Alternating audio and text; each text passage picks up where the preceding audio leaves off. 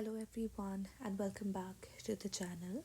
In today's video, we are going to start with section B of paper 1, which are the novels.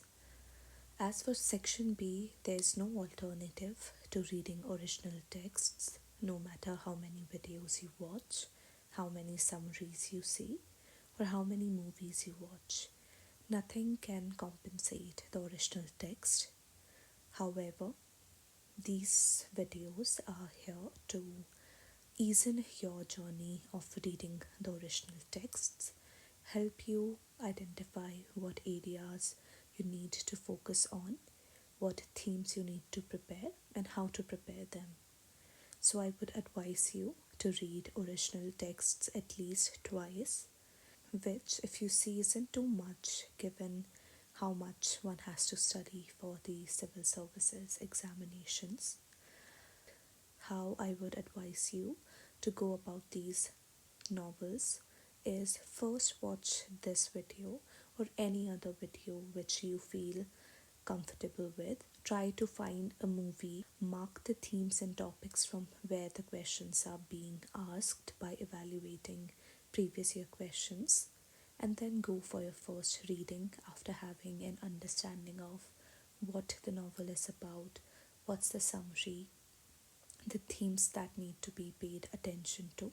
Highlight everything you can connect to the themes identified in your first reading itself, and then revisit the video after the first reading. Then go through the highlighted part and add whatever you feel will add value to the themes. You can use the notes available here, but make your own notes which are easy for you to comprehend and revise. So, the first novel we are going to start with is Gulliver's Travel by Jonathan Swift. Let's first have a look at the previous year questions that have been asked from this novel. In the guise of travel narrative, Gulliver's Travel satirizes the English customs and politics of the day. Discuss with suitable illustrations from the novel. Gulliver's Travel has been a very attractive adventure story for children and a critique of humanity addressed to the adult. Analyze the philosophical and political background of Gulliver's Travel. Jonathan Swift pitches Lemuel Gulliver as an unreliable narrator. Discuss with examples from Gulliver's Travel. How does Swift address ancient versus modern controversy in Gulliver's Travel? Analyze the philosophical and political background of Gulliver's Travel. Through Gulliver's Travel, Jonathan Swift comments on England's growing power. Justify. Man is utterly wicked, desperate, and imbecile, as portrayed in the fourth voyage of Gulliver. Do you agree? Do you agree with the view that Gulliver suffers from a sense of identity crisis? What are the objects of Swift's satire in Gulliver's journey to Laputa? In part 3 of Gulliver's Travel, describe Gulliver's Travel as an individual's constant attempt to integrate himself into a society in which he doesn't belong. What aspects of British life does Jonathan Swift satirize in Gulliver's Travel? In a sense, Book 2 of Gulliver's Travel is a reversal of Book 1. Do you agree? Give reasons. These are all the questions that have been asked from this novel from 2013 till 2024. Let's look at the themes. You did see there are several questions that are being repeated. So let's have a look at the themes you need to pay attention to. Ancient versus modern, philosophical and political background of Gulliver's Travel, Gulliver as an unreliable narrator, fourth voyage different from other three, book 2 versus book 1, Gulliver's identity crisis, satires on different things in different place. Gulliver went to, satire on then England, politics, philosophy, and humankind. Gulliver constantly trying to fit into a new society. So, these are the themes which we need to pay attention to while we are reading the novel. When you go for your first reading, keep these themes in mind and try to add examples to these themes. And by the end of the novel, you'll have a lot of examples under every theme. No one is going to ask the summary of what happened in Gulliver's Travel. The questions that are asked generally by UPSC is theme based. So once the themes are identified, you have to read the novels as per the themes. So prepare your notes on these themes. Okay, so let's start with Gulliver's Travel.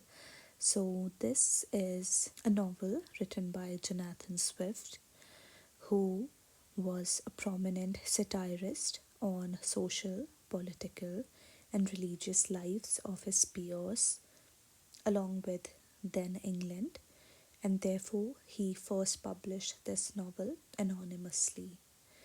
This novel was written in 1726, the time during Industrial Revolution. Because England was undergoing Industrial Revolution, there were a lot of changes happening. Political changes, cultural changes, educational changes, environmental changes, and everything, which you might have studied in uh, world history as well, and even modern history. So, all these things are interconnected, and let's see what this have in store. Jonathan Swift's domestic surroundings, frustrated ambitions, and injustice, of whose Swift was a victim.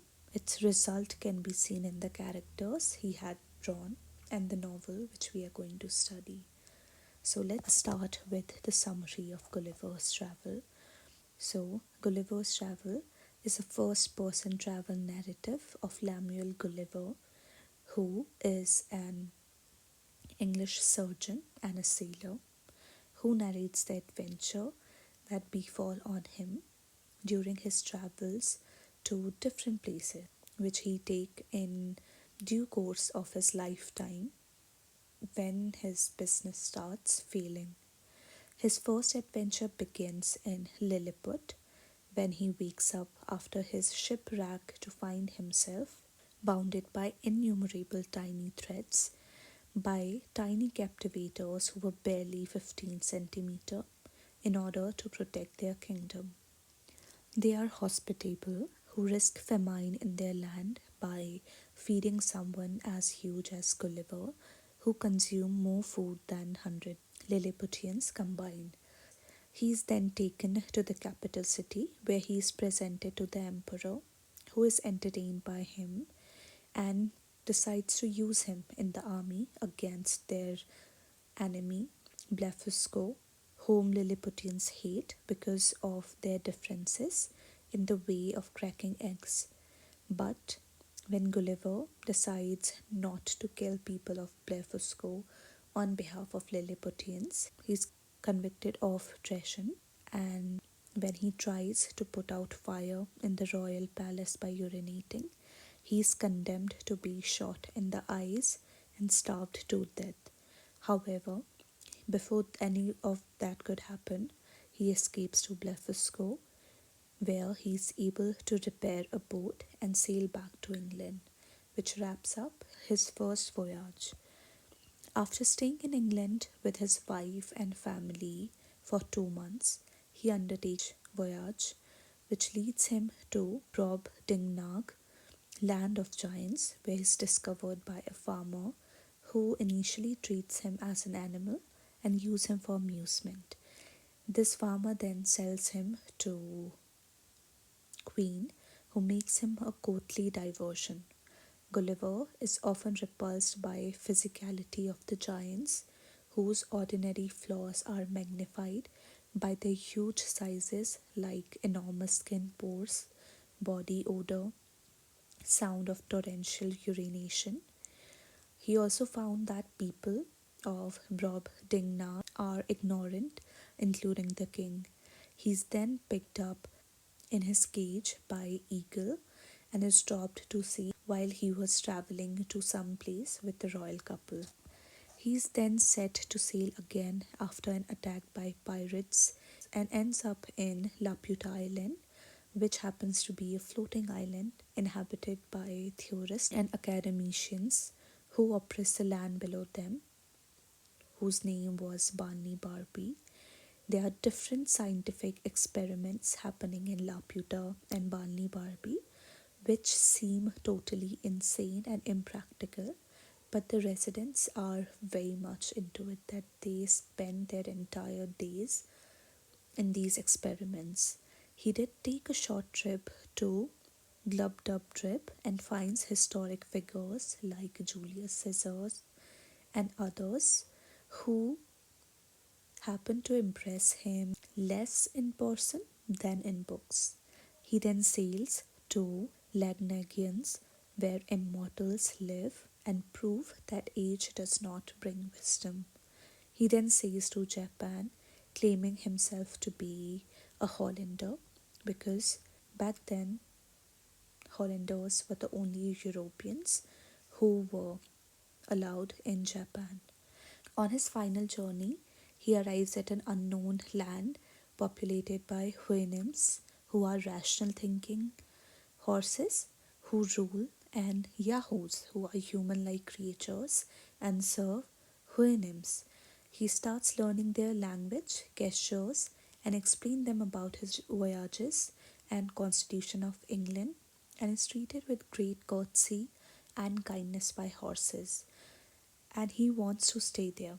But his naked body, when revealed to horses, give them an impression of him being a Yahoo, and he is banished, which saddens him as he wanted to live there. But he agrees to leave. He makes a canoe and sails to a nearby island where he is picked up by a Portuguese ship.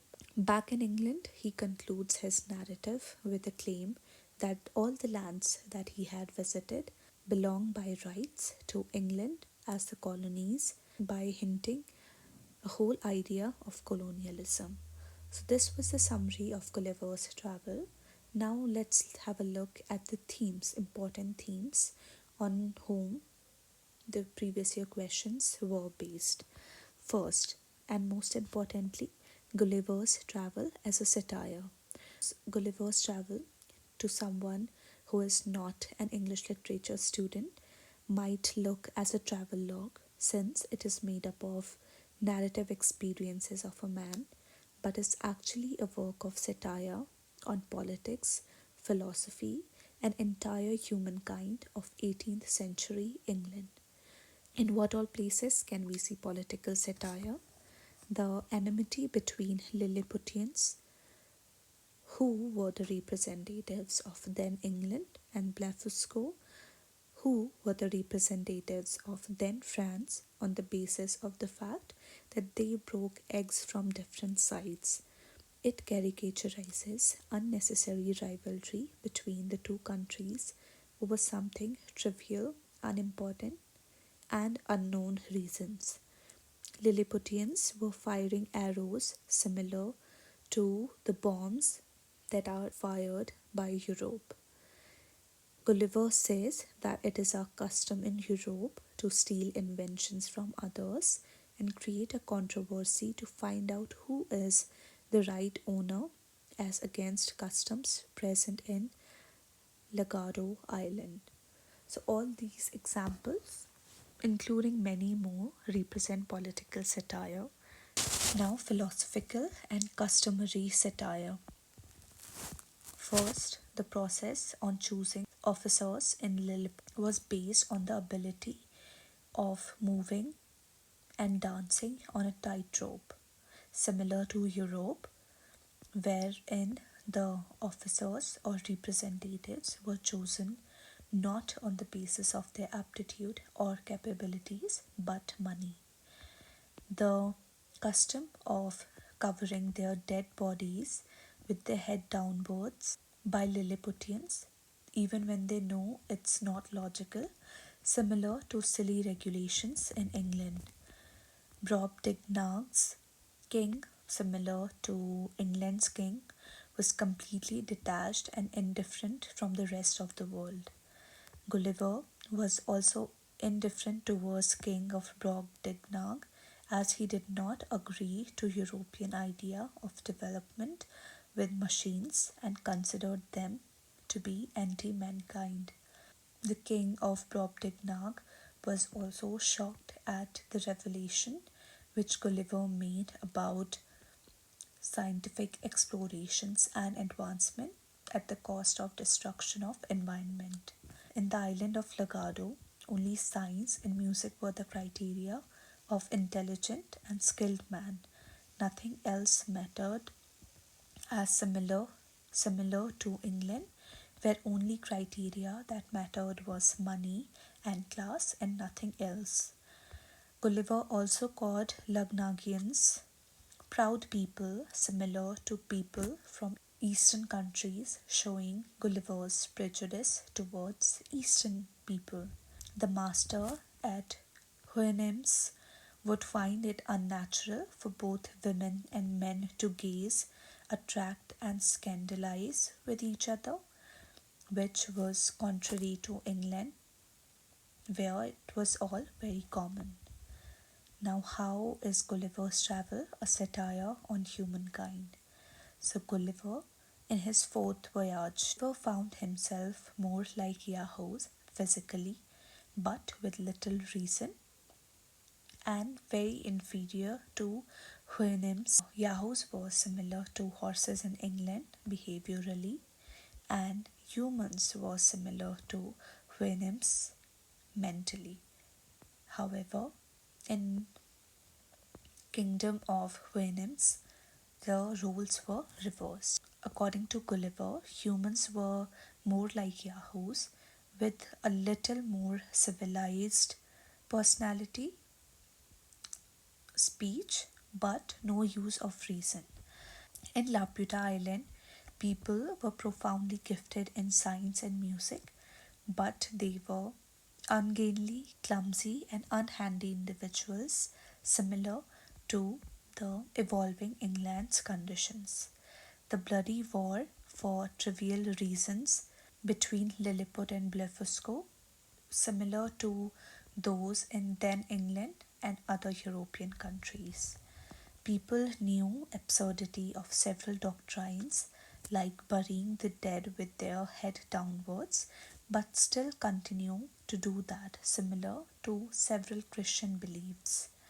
Gulliver compared women in England to that in Lagado Island, where women prefer to live in rags with toxic old deformed footmen rather than the PM. Here, Gulliver shows gender stereotyping and prejudices and how marriages are arranged not based on love, separation, respect, temperaments, exercise, or cleanliness. Gulliver also questioned humankind and their ability of perception based on what writers want us to perceive without having any second thoughts. Humans' desire of luxury and vanity at the cost of diseases, vices, and environmental problems. The satire goes at zenith in Fourth Voyage as Houyhnhnms, who are animals similar to ponies and can reason, while Yahoos similar to humans but are ruled by Houyhnhnms, who are repulsive and hostile, and the only difference between humans and Yahoos is the garments and tidiness. Now, next theme, individual's attempt to fit into society he doesn't belong to. Here, the satire is on entire humankind. In Lilliput, Gulliver tries to understand and speak their language, food, and clothes, attend and exercise logicless methods of expression, and also follow laws which do not have any rationality. Gulliver is also forced to undertake seldom oaths For example, ally against enemies and not to depart without license. But in order to survive, Gulliver agrees to every law and oath he is obliged to. He also risks his life for defending Lilliputian state and people. He begged for Majesty of Lilliput to grant him license to depart. In Brobdingnag, he is an object of entertainment and amusement to mean people. He stayed in neglected, ignored island of Laputa, where he was considered the most inferior being. Gulliver also had to disguise his own country and call himself a Hollander in order to enter the kingdom of Japan, since only Europeans allowed in Japan were Dutch. Gulliver also adjusted to oats and milk diet in country of Houyhnhnms. He learnt all the Yahoo's way of survival like clothes, making through rabbit skin, heating lamp, eating birds, etc. Along with that, in Kingdom of Houyhnhnms, Gulliver learns the gates and gestures of Houyhnhnms. Now, next theme is ancient versus modern. In Brobdingnag, there were no seaports, no external commerce, large undisturbed rivers with vessels and fish wheels who naturally came to shore, which everyone enjoyed, unlike England, which was then under industrial revolution with increased ships constantly seen on the rivers. People's natural smell over perfumes in Brobdingnag. In England, person without wit or common sense was respected based on their birth into certain heredity rather than people who were actually witty. The king was horrified hearing the description of terrible engines, inhuman ideas, machines, scenes of blood and destruction, enmity of mankind, and were impressed by new discoveries of art and culture. Gulliver satirizes learning defective in people of Brobdingnag since their learning was only based on morality, history, poetry, and maths, which was useful in life and not abstractions and materialism, which was in contrast to what was happening in England. Thus, Gulliver considered people of Brobdingnag as inferior. In the land of Socrates and magicians, he said he was disgusted by modern history, influenced by writers who were cowards rather than brave, fools rather than wise, corrupted, indicating that we perceive what we are made to perceive by writers without any second thoughts. In his fourth voyage to Kingdom of Houyhnhnms, he also questioned why nature would teach us to conceal what nature has given us. There were questions about export of unnecessary things to other countries and importing of diseases, follies, and vices, and feed women luxury and female vanity.